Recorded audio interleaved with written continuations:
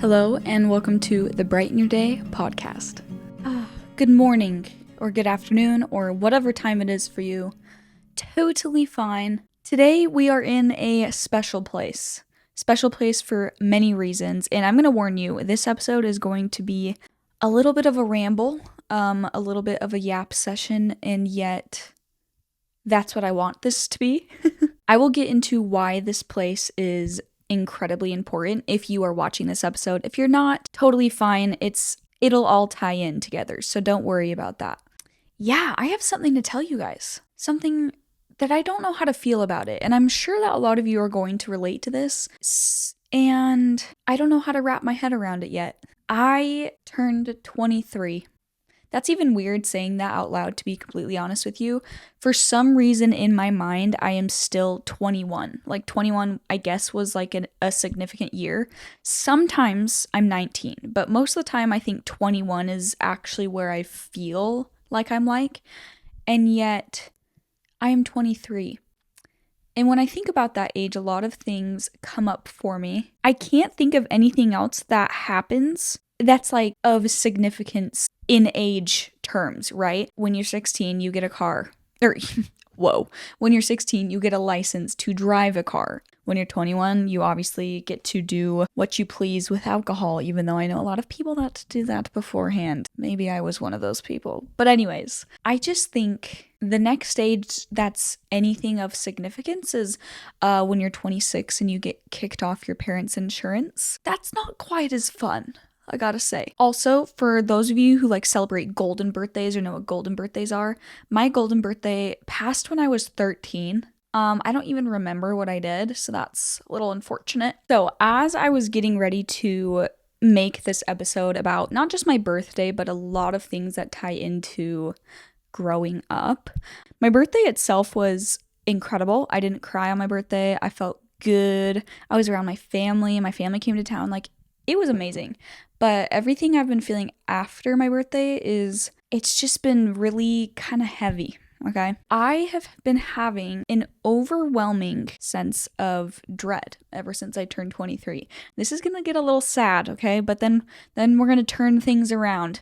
And this episode really, it is for you guys, but it's also for me. Feelings of dread, of regret, of getting old. And I know that if you're listening to this and you're possibly older than me, you're going to be like, girl, you are not old. Growing up really hits me. And every time I talk about age, I always think about the Lorde lyric, okay? Feels so scary getting old. And yeah, that lyric hits a little harder every year. But I have just had things in my life that I have wanted to do ever since I was young. And I sit here as I'm 23 and I have yet to chase those dreams. I've yet to even claim those dreams as my own. And that could really send me, let me just tell you, that could send me into a little bit of a spiral, but it's not going to. Here's the thing. I could sit here and I could beat myself up, okay? I could ask myself why haven't I chased those dreams? Or if I would have started 2 years ago or 3 years ago, I would have been in such a better place. But guess what? The reality is that I didn't start then. And yes, that's a sobering feeling, but also it's a motivator. So we're going to dive into that. We're going to dive into motivation, age, my dreams, how to chase your dreams. And I hope this episode feels like a warm hug. Okay, so I'm going to do something, and I want you to do this exercise with me. What is a dream you've had ever since you were young? Just think about it. Maybe even visualize what that actually looks like if you had it. I know what mine is. And when I think about it in a grounded place, I'm like, yeah, that makes sense. I've always wanted to do that. I love that. But there's a lot of things that have pulled me away from that. And I feel like one of the things that happens to me is the things that I really want in this life have an equal and opposite resistance to it. Like the more I want something, the more I feel a resistance. I don't know what it is, and maybe that's just something that I do to myself or whatever, but I definitely have been feeling it. So I'm going to tell you guys a little bit about my dream and why this is significant to the place that I'm sitting in right now. Ever since I was young, okay, let's start with this. Ever since I was young, I love music. I have loved everything to do with music. I have loved singing.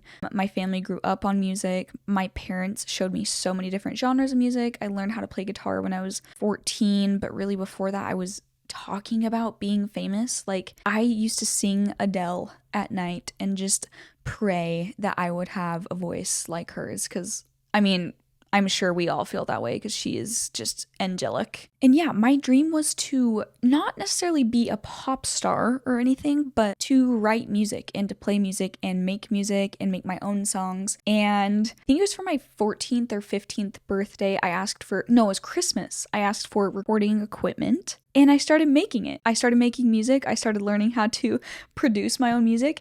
Granted, it was atrocious. But like it didn't even matter because I was doing it for the love of it, and I was doing it for this deep innate desire I had to do that thing.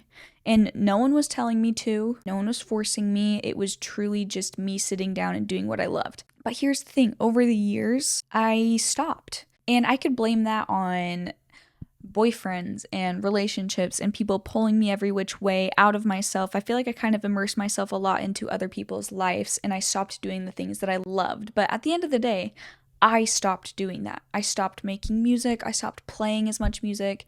I loved singing. I still love singing. I love all these things, but it just wasn't as of importance to me, and that is my dream. So where we're sitting right now is my home studio. And it's kind of crazy to like actually even say that. And I think that's an incredible step in a good direction that I even like put this up. I took the time to do this. I have my guitars and my husband's guitars, which shout out to my husband. He is also very musical, which is amazing. So yeah, we have our guitars hanging behind me, and I painted suns because I just love suns in my life. And over here, you guys can't see, but it's all my recording equipment from when I was like 14. I literally picked it up from my parents' house in Utah and took it to Florida so I could have it in my studio. So why am I telling you all of this? There's a few reasons. One, since my birthday has come and gone, and I still haven't really taken my dream or my passions in life seriously, it's been a lot. I could do one of two things about it. I could feel sorry for myself and still continue to not chase what I want, or I can acknowledge that that wasn't right for me in that moment, and now it is, and now I can start chasing those dreams. And I choose the latter. Oh my gosh. And I know there's been so much talk on the internet about how people are embarrassed to be posting like an influencer, but you just have to do it anyways. And some people are teaching other people how to do it. And you just got to get over your fear of being judged, fear of being seen, fear of being liked or disliked, all of these things. And I think that has to do with every type of dream you have, not even just if you want to be a influencer or a content creator. There is just this moment where you claim that you want to do something, and then you also have to jump and actually show people that you're claiming that thing. Because it's easy for me to go around and talk to people about what I'm interested in, and like I want to create music, and it's a whole other ballgame if one day I actually produce a song and put it out there. Like, oh, that feeling alone could make me throw up. I've been talking to my friends about it. Like, there's something especially about music. It's just so intimate. It's so vulnerable. And the idea that I could ever post something about my feelings, let alone in a song, we will cross that bridge when it ultimately gets there. I even think back to people that posted videos of them singing in high school, and I can literally think about certain people that did that, and they were getting made fun of. And so that's why I never did. And that is sad, and I hate that, because now I look back and I'm like, wow, I wish I didn't care what people thought. I wish I was those people that posted those videos and claimed what they wanted. Those are the true cool people in high school, let me tell you. The people that are authentic to themselves, the people that chase their dreams and don't care about anyone else's opinion. Truly, at the end of the day, no one else's opinion matters more than your opinion about yourself. Gosh, I think that is powerful. It's powerful to harness your authenticity, your dreams. There's nothing like a birthday that just gives you the ultimate wake-up call of life. Let me tell you, that or a funeral. Okay, so what do we do now? What do I do now? What do you do now? Now that you have realized that you have this dream that you have yet chased, what do we do about this? There's a few things that I've been thinking about. You want to know what I learned recently? It was from an Andrew Huberman Lab podcast episode, which obviously I'm like his number one fan, I swear. He was talking about motivation and drive, and he was saying one of the biggest motivators that people have that actually motivates them to change is fear. Makes sense, that's literally in all humans, just innately, is fear, and fear is for protection of us and us as a species. So he talks about how people actually sit there and meditate on the worst things that could happen to them if they don't succeed in this thing, or if they don't start changing their life in this positive direction. I really think that's kind of what's happening to me right now. If I'm being completely honest.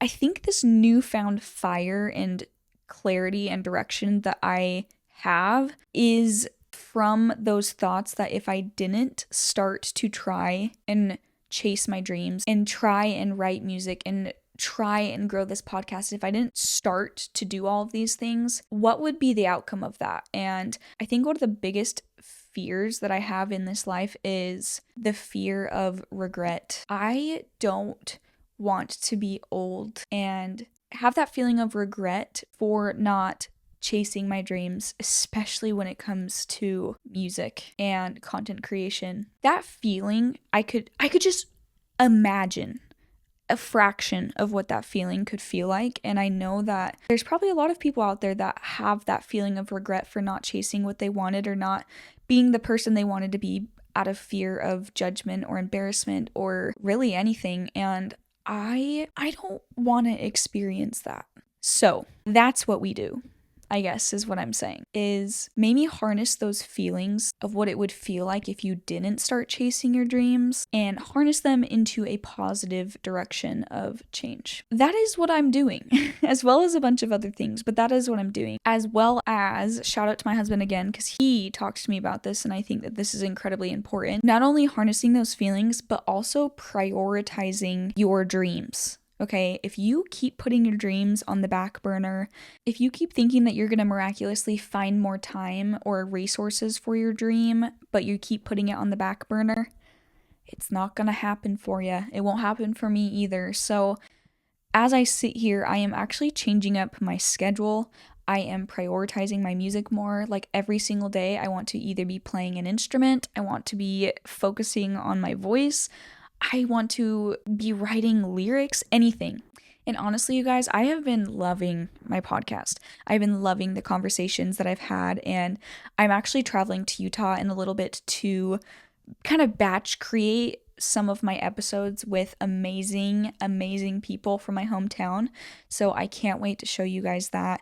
So yeah, as I sit here at the ripe age of 23, I could think all of these things. I could compare myself to people that have been doing more than I have and have accomplished more than I have, and I've definitely gone down that rabbit hole. I could be sad as a woman about my age and maybe my looks changing and all of those societal things that are put on us for no reason. Or I could make a pact with myself, and I hope that you join me in this. This isn't my original thought. This is actually my sister's thought. And I completely agree with her, and I want to do it for myself, and I think you guys should join me as well. So I want to make a birthday pact. I want to make a pact with myself that With each year that passes, I am proud of the person that I've become, and I want to embrace the changes that age graces us with. I think age is and can be a beautiful thing, and there are people that have never gotten to experience the age of 23, and that's really powerful for me. I want to make a pact with myself that no matter the age, I can set new goals for myself. I'm not stagnant in any age. I hate the notion that once you get to a certain age, you can't do a certain thing. I truly want to go absolutely against that for the rest of my life. I think that there is always room for improvement, evolvement. I want to make a pact with myself that societal's beauty standards isn't going to change the way in which I feel beautiful at any age. And granted, all of these things are easier said than done. Absolutely. But I think if we can tune out some of the noise, these things become easier.